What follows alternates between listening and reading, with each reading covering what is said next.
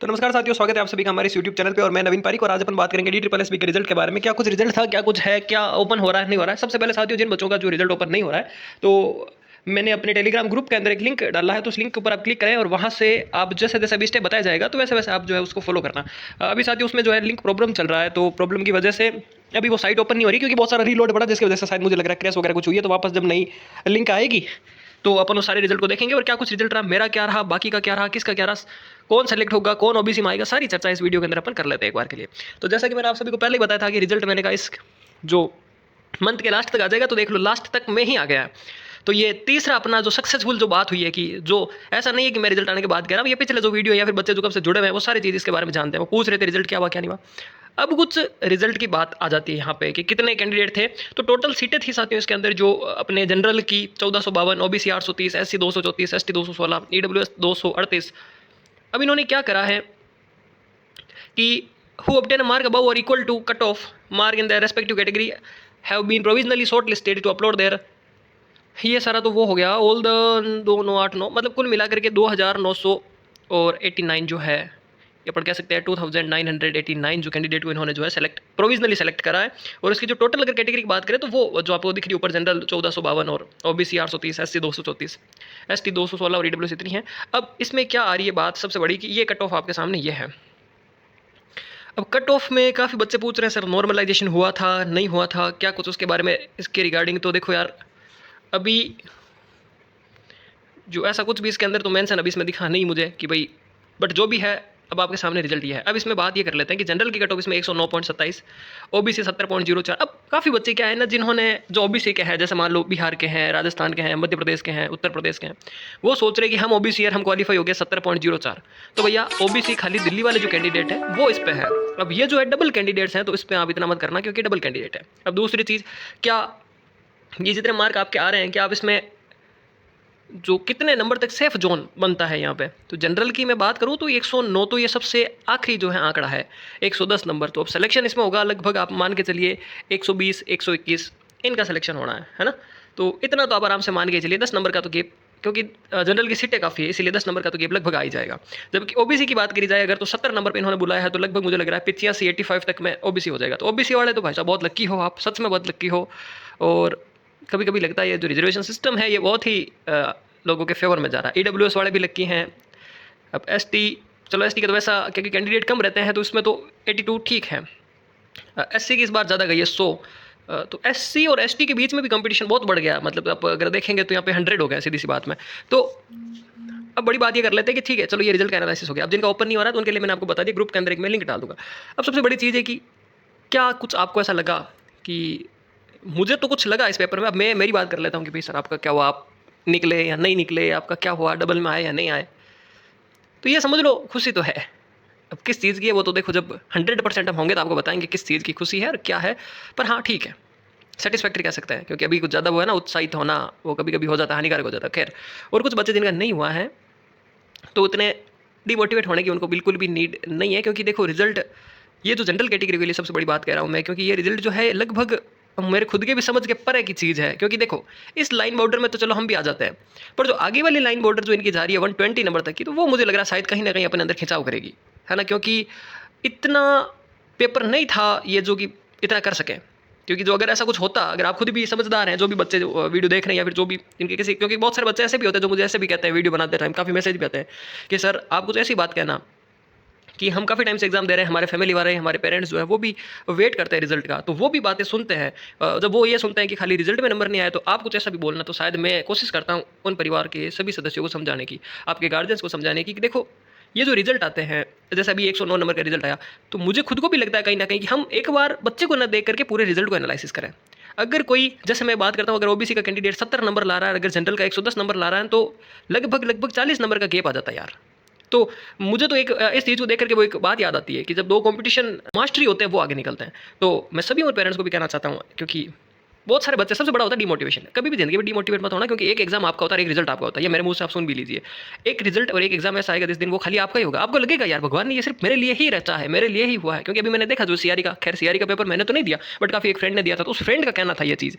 उसका सीएचओ की तैयारी कर रहा था बंदा, सीएचओ की ही लेवल की पढ़ाई कर रहा था, सीएचओ की तैयारी कर रहा था। एम्स का कभी उसका सपना भी नहीं था कि एम्स कभी वो जाएगा देखेगा, क्योंकि इतना होशियार भी नहीं था वो।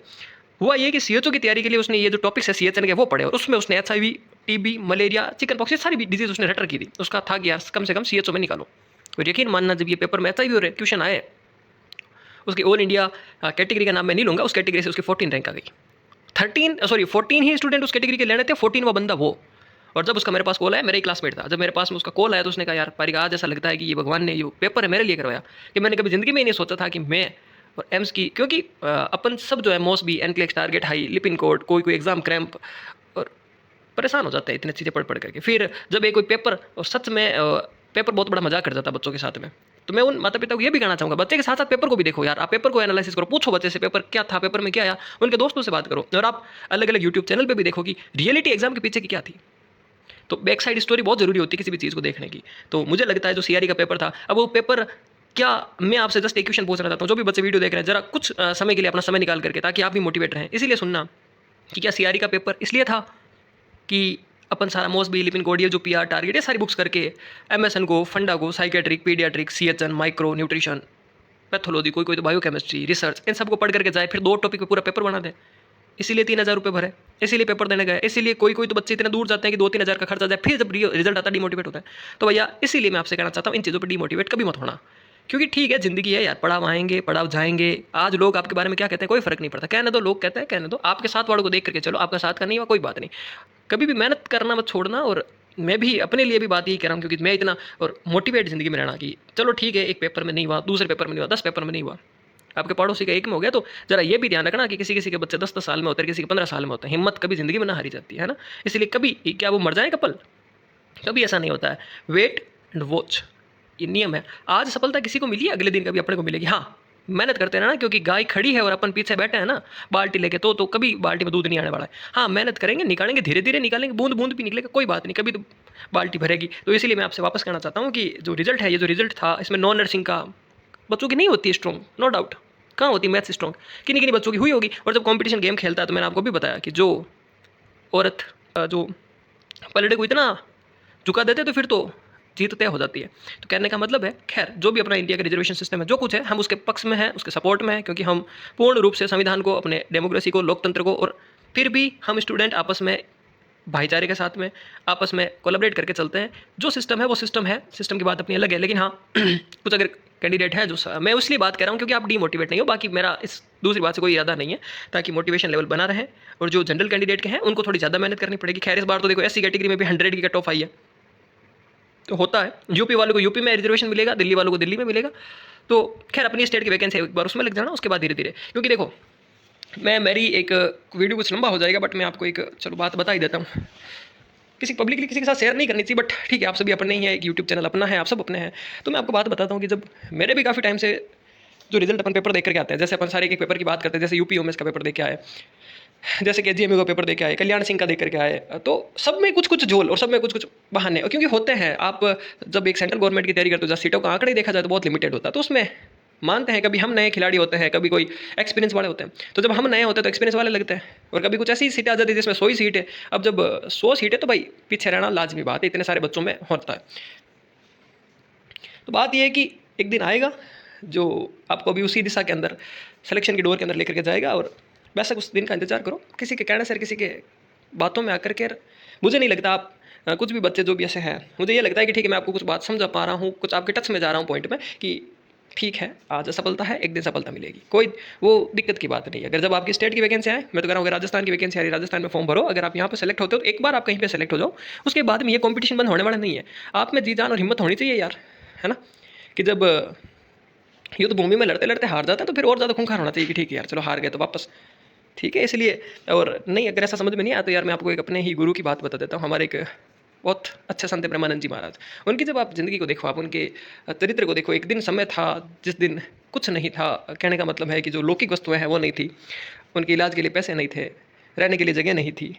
पर हाँ, आज वो दिन है, एक दिन था जब उनको कोई एक भी पूछने वाला नहीं था, और आज वो है कि आज लगभग लाखों लोग उनकी खाली झलक पाने के लिए। तो समय का चक्कर चलता है भाई, मोनालिसा भी फेमस हो गई, रानू मंडल भी फेमस हो गई, चाय वाला वो भी फेमस हो गया। सबका समय आता है ना। तो जब बैठे बैठे आईआईटी बाबा पे किसी की नज़र पड़ी तो आईआईटी बाबा भी फेमस हो गए। तो कहने का मतलब होता है सबका ज्ञान का एक दिन आएगा और एक दिन आपका भी आएगा। इसी के साथ चलो थैंक यू। डिमोटिवेट बिल्कुल मत होना। अगर कुछ ऐसा बच्चा है, कोई कैंडिडेट है जिसको भी लगता है कि नहीं यार मैं काफ़ी पीछे रह गया हूँ या फिर मैं थोड़ा डिमोटिवेट ज़्यादा हूँ, तो मैं कहता हूँ बिल्कुल आप मेरे नीचे टेलीग्राम चैनल है उसको आप ज्वाइन करें, वहाँ से मेरी आईडी पे पर्सनली डीएम करके बात कर सकते हैं।